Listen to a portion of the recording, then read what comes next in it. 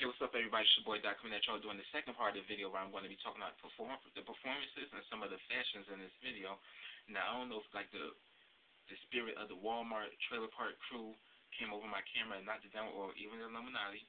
I'm not judging, but some, my camera got knocked down though, so I'll make sure it stays still this time. But doing the performance reviews right now for the 2010 Grammys that went down about an hour ago, it ended and everything like that. And we talking about some of the fashions and everything too that I liked, in my opinion. Doc's opinion. So let's get into it right now with Lady Gaga. She opened up the show with Poker Face. Of course, the theatrics, the black boys singing off key and everything like that. She come out with this interesting outfit, and we'll get into her other interesting outfits later on. But she did her thing, and then she got thrown in this pit of fire, of course screaming, "No, oh no," like the VMAs. And then she comes out of this wall with Elton John playing piano, and with the arms out the piano and black smear on her face and everything. Not John Legend. Elton John looked like he had on Mary J. Blige Love and Life wig, and and it was a great moment though. It was a great moment. No, not Love and Life. No More Drama. Remember the second reincarnation of No More Drama when she had like the Rainy Days record and everything like that. Yeah, that's what it is. So yeah, they did their thing though. Hot performance. They did Speechless. So, Lady Gaga, she always brings the theatrics. So, hands down, she really did a great job with the production and everything like that. Pink did some recycling, some tour recycling, and some other award show recycling. She did Glitter in the Air, but of course, we've seen the acrobatic part before. We've seen the performance where she had the nude bodysuit with the diamonds crossing and stuff like that, and the pink heart, the purple nipple heart, or whatever. So, we've seen this before. That aspect of it wasn't really interesting to me, but the performance of the song itself was good. And then she came out with the Virgin White, the Virgin Mary White ensemble at the beginning, walking through like she coming from the shadows, like so. That's really good for Pink and everything like that. But she has transformed from the past decade, though. Like some of my Twitter followers were saying and everything like that. Pink has really transformed throughout the whole decade. She was the white black girl with pink hair, talking about "There you go," looking pitiful, just because I let you go.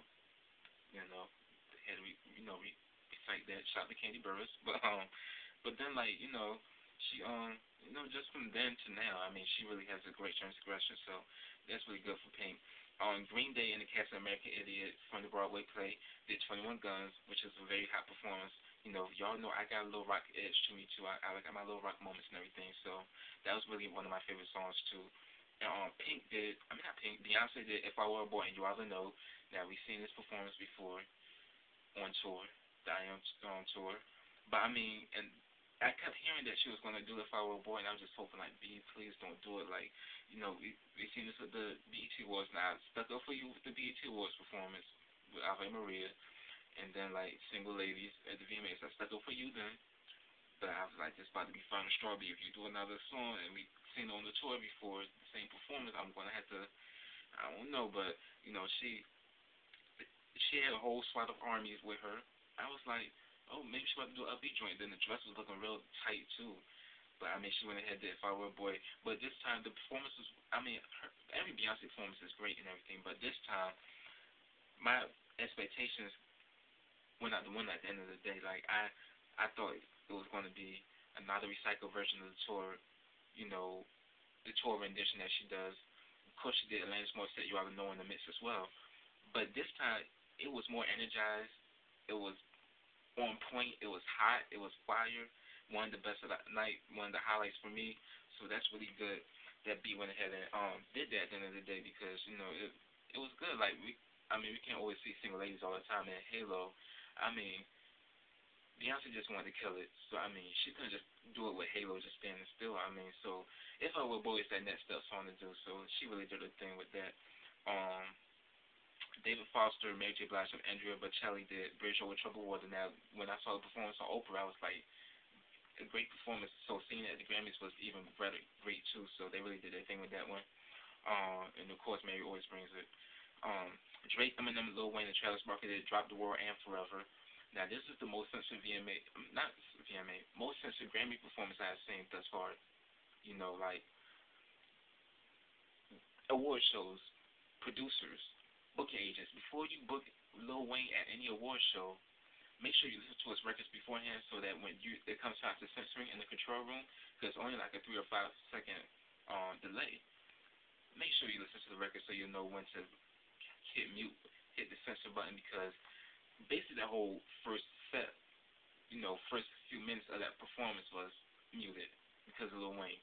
So I mean, let's get it together, people. And even when Drake did Forever in the hook, it was muted a lot. So I mean, let's get it, people. Like producers, booking agents, award shows, and everything like that.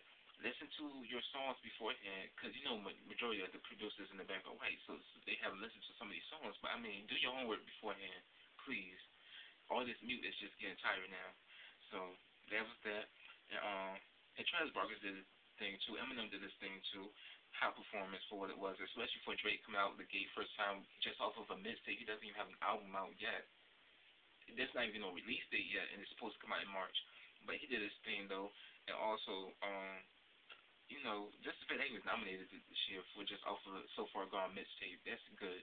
So I was like, the Grammys need to come with a mixtape category ASAP, because everybody's doing it, and that's the hot thing to do. So just go ahead, Grammys, listen to this video and get the best mixtape category rolling real quick. Someone else, Maxwell and Roberta Flack did Pretty Wings and Where's the Love. Great performance. Maxwell always shuts it down with Pretty Wings and everything like that. And Roberta Flack, she really did a good job too, for what it was. So good for them. Bon Jovi, they did, a medley of songs. You Can't Go Home, Living on a Prayer. And, Jersey Stand Up, of course, they're the Jersey representatives, and even Philly representatives. But I never knew, out of all these years they've been out, that this was their first ever Grammy performance ever. So that's really good for them to finally hit the Grammy stage. I mean, that's really good for them. And of course, the Michael Jackson tribute. Now I had the 3D glasses, where my glasses at. I went to Target real quick, got them free glasses across. So shout out to Target for that. I had the glasses on and everything like that. Now I was looking at the first 20 seconds on this regular TV, and then I realized maybe I need to go to the high definition TV. So I went downstairs, and me and my sister watched the high definition and the flat screen plasma and everything like that. And I got hit in the face with some butterflies and some birds and some whales and stuff like that. But it was good for what it was. The performance was great. Shout out to Usher's boots. Yeah, Celine Dion, Jennifer Hudson, Smokey Robinson, Carrie Underwood, and Usher. Carrie Underwood got some black in her. Now I would choose Carrie Underwood any day over Taylor Swift. I like Carrie Underwood. I like her music more than Taylor Swift's music. Taylor Swift got some moments, but I like Carrie Underwood as a whole. Like, Carrie is the queen for real. Like, so shout out to Carrie Underwood for that performance. Celine Dion even had some little moves too. Like, she was kind of leaning in the back a little. And of course, Jennifer Hudson and her split wig. Her bangs was split a little. Some people are saying on Twitter. Shout out to some of the followers that wanted me to mention that. So there y'all go. There's your mention. But the tribute was good though for Earth Song and everything. It was the same Earth Song. If you watch This Is It, it's the same Earth Song in that, the Earth Song video montage in that DVD in that movie, but just on the wider scale. So that's what it is. But that was good though. It was a great tribute and everything like that. Some people still saying that Chris Brown should have came and stuff like that. Marmion of all people, I'm gonna talk about him on the radio show, but he got mad that he wasn't invited to perform, and he was saying that it would be whack without him. Like, it's time. Of course, it's always good to have like a dance MJ tribute and everything like that. But at the end of the day, Michael Jackson was a performer and he was a singer. So you always want to get to the singing aspect because he was a great songwriter as well. So you want to hit his songwriting, songs more than just just the dance aspect of it. Because he was a great songwriter. So you gotta listen to the songwriting aspect of it. So Marlon could not pull no Earth Song off. I'm sorry, he could not at all, like my sister would say. So, that's that right there, the MJ tribute. So honorable mentions though, Black Eyed Peas did I'ma Be In. I Got a Feeling. It was a good performance, what it was. Jamie Foxx, T-Pain, and Slash, and Dougie Fresh did Blame It. And Jamie brought his sister up on stage too. Y'all start calling her Precious now. Jamie's sister gets a pass because she, has special needs and everything. So I wasn't joking her or nothing like that. Like the other people were, the ignorant people that don't know their news and everything like that. But Jamie's performance it was good, but it was a coon fest basically. I mean, of course, the black people were going to show out on that. Of course, you was going to have the monkeys show out, but I mean, it was good. It was a good performance.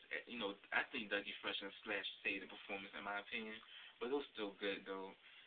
And General Larry played pants on the ground on the red carpet performing with his belts and toe and everything. So shout out to Uncle General Larry Platt for that one. Surprised he got on the red carpet when some artists can't.